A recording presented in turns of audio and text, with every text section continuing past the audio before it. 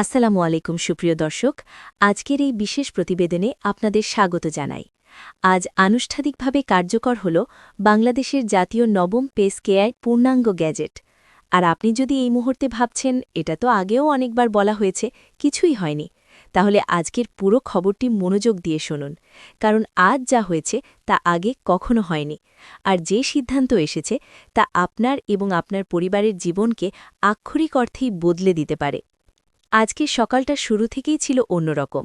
রাজধানী ঢাকায় বাতাসে যেন একটা অদ্ভুত উত্তেজনা ছিল, কারণ দেশের সবাই জানত আজ একটা বড় কিছু হতে চলেছে। সকাল থেকেই প্রধানমন্ত্রীর কার্যালয়ের দিকে একের পর এক গাড়ি ঢুকছে। নিরাপত্তা ব্যবস্থা স্বাভাবিকের চেয়ে কয়েক গুণ বেশি কঠোর।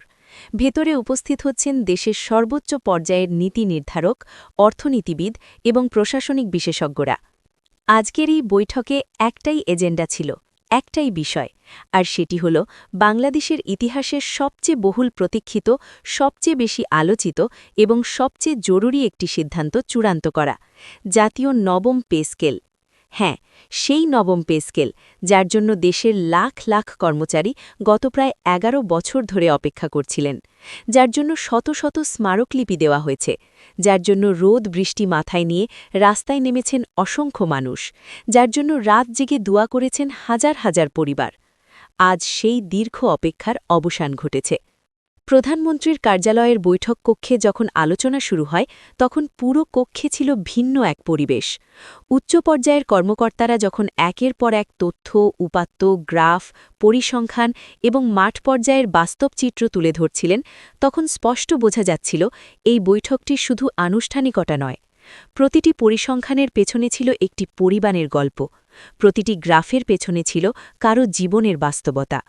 বাস্তবায়ন কমিটি প্রধানমন্ত্রীর সামনে অত্যন্ত স্পষ্টভাবে তুলে ধরে গত ১০ বছরে কিভাবে নিত্যপ্রয়োজনীয় প্রতিটি পণ্যের মূল্য বেড়েছে। চাল, ডাল, তেল, আটা, শাকসবজি, মাছ, মাংস সবকিছুর দাম আজ আকাশছোঁয়া।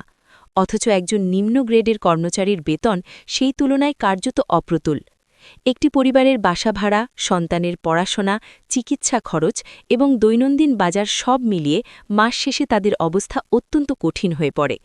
বিশেষ করে ১১ থেকে ২০তম গ্রেডের কর্মচারীদের বিষয়টি বৈঠকে বারবার উঠে আসে, কারণ এই শ্রেণীর কর্মচারীরাই মূলত মাঠ প্রশাসনের মেরুদণ্ড। তারাই জনগণের কাছে সরাসরি সেবা পৌঁছে দেন, অথচ তারাই বছরের পর বছর সবচেয়ে বেশি আর্থিক চাপে ছিলেন। এই বাস্তব চিত্র বৈঠকে এমনভাবে উপস্থাপন করা হয় যা উপস্থিত সবার মনকে নাড়া দেয়। এরপর বক্তব্য রাখেন অর্থমন্ত্রী। তিনি স্পষ্ট ভাষায় বলেন, এই পে স্কেল কোনো সাধারণ বেতন বৃদ্ধি নয়, এটি একটি কাঠামোগত সংস্কার, এটি একটি দীর্ঘমেয়াদী বিনিয়োগ। তিনি ব্যাখ্যা করেন, একজন আর্থিকভাবে স্থিতিশীল এবং মানসিক শান্ত কর্মচারী দেশের প্রশাসনিক কার্যক্ষমতা কয়েক গুণ বাড়িয়ে দিতে পারেন। তিনি দুর্নীতির বিষয়টিও তুলে ধরেন। যখন একজন কর্মচারী তার পরিবারের ন্যূনতম চাহিদা পূরণ করতে না পারেন, তখন প্রলোভন থেকে দূরে থাকা কঠিন হয়ে পড়ে, কিন্তু আর্থিক নিরাপত্তা থাকলে সততার পথে থাকা সহজ হয়। এরপর বৈঠকের এক পর্যায়ে পরিবেশ ভারী হয়ে ওঠে। মাঠ পর্যায়ে কর্মচারীদের বাস্তব জীবনের গল্প তুলে ধরা হয়। একজন পিয়নের ছেলে পড়াশোনা ছেড়ে দিতে বাধ্য হয়েছে, একজন অফিস সহকারীর স্ত্রী চিকিৎসার অভাবে কষ্ট পাচ্ছেন, একজন ড্রাইভার সংসারের হিসাব মেলাতে গিয়ে রাতের ঘুম হারাচ্ছেন। এই গল্পগুলো শুনে বৈঠক কক্ষের পরিবেশ আবেগঘন হয়ে ওঠে। এরপর পুরো কক্ষে নীরবতা নেমে আসে। সবাই প্রধানমন্ত্রীর দিকে তাকিয়ে থাকেন। কিছুক্ষণ নীরব থাকার পর তিনি যে ঘোষণা দেন, সেটিই ইতিহাসের একটি মুহূর্ত। তিনি বলেন, আর কোনো দেরি নয়, আর কোনো অপেক্ষা নয়।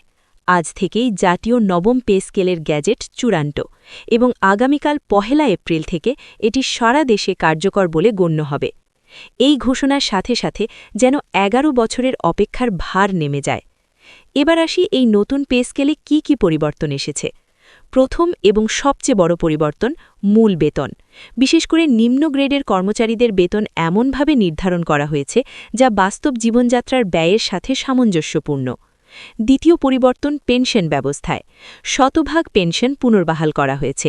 এটি অবসরপ্রাপ্ত কর্মচারীদের জন্য বিশাল স্বস্তির খবর। তৃতীয় পরিবর্তন বার্ষিক ইনক্রিমেন্ট। প্রতি বছর বেতন বৃদ্ধি নির্ধারণ করা হয়েছে ৭%, যা মূল্যস্ফীতির সাথে সামঞ্জস্য রেখে নির্ধারিত। চতুর্থ পরিবর্তন ভাতা কাঠামো। চিকিৎসা ভাতা, বাড়ি ভাড়া, যাতায়াত এবং শিক্ষা সহায়তা ভাতা সব কিছুতে বড় ধরনের পরিবর্তন আনা হয়েছে। চিকিৎসা ভাতা কয়েক গুণ বাড়ানো হয়েছে। বাড়ি ভাড়া ভাতা এমনভাবে নির্ধারণ করা হয়েছে যাতে কর্মচারীরা সম্মানজনক বাসস্থানের ব্যবস্থা করতে পারেন। এই পুরো কাঠামোটি একটি মানুষের জীবনের প্রতিটি প্রয়োজন খাওয়া, থাকা, চলাচল, চিকিৎসা, সন্তানের ভবিষ্যৎ এবং বৃদ্ধ বয়সের নিরাপত্তা সবকিছু বিবেচনা করে তৈরি করা হয়েছে। এটি শুধু একটি বেতন কাঠামো নয়, এটি একটি পূর্ণাঙ্গ জীবন পরিকল্পনা। এখন প্রশ্ন, এই অর্থ আসবে কোথা থেকে? অর্থ মন্ত্রণালয় জানিয়েছে, দেশের বর্তমান রাজস্ব কাঠামো এবং ভবিষ্যৎ অর্থনৈতিক পরিকল্পনার ভিত্তিতে এই পে স্কেল বাস্তবায়ন সম্পূর্ণ সম্ভব। বরং দীর্ঘমেয়াদে এটি দেশের জন্য লাভজনক হবে। কারণ কর্মচারীদের ক্রয় ক্ষমতা বাড়বে, বাজারে চাহিদা বাড়বে, ব্যবসা বাণিজ্যে গতি আসবে এবং সামগ্রিকভাবে অর্থনীতি শক্তিশালী হবে। আজ সারা দেশে এই খবর ছড়িয়ে পড়তেই মানুষের মধ্যে আনন্দের জোয়ার বইছে। সামাজিক মাধ্যমে এটি ট্রেন্ডে পরিণত হয়েছে। কর্মচারীরা একে অপরকে শুভেচ্ছা জানাচ্ছেন। সাধারণ মানুষও এই সিদ্ধান্তকে ইতিবাচকভাবে দেখছেন, কারণ এতে সেবার মান বাড়বে, দুর্নীতি কমবে এবং প্রশাসন আরও কার্যকর হবে। এখন সবার চোখ বাস্তবায়নের দিকে। ইতিমধ্যে অর্থ মন্ত্রণালয় এবং সংশ্লিষ্ট দপ্তরগুলো বেতন পুনর্নির্ধারণের কাজ শুরু করেছে। সরকার স্পষ্ট নির্দেশ দিয়েছে, কোনো ধরনের বিলম্ব যেন না হয়। আজকের এই দিনটি বাংলাদেশের ইতিহাসে একটি মাইল ফলক হয়ে থাকবে, যেদিন রাষ্ট্র তার কর্মচারীদের প্রতি দায়বদ্ধতার স্বীকৃতি দিয়েছে। প্রিয় দর্শক, এই খবরটি যদি আপনাকে বা আপনার পরিচিত কাউকে স্পর্শ করে থাকে, তাহলে এটি তাদের সাথে শেয়ার করুন। কমেন্টে জানান আপনি কোথা থেকে দেখছেন এবং এই পে স্কেল নিয়ে আপনার মতামত কী। আজকের জন্য এখানেই শেষ। আন্তরিক ধন্যবাদ।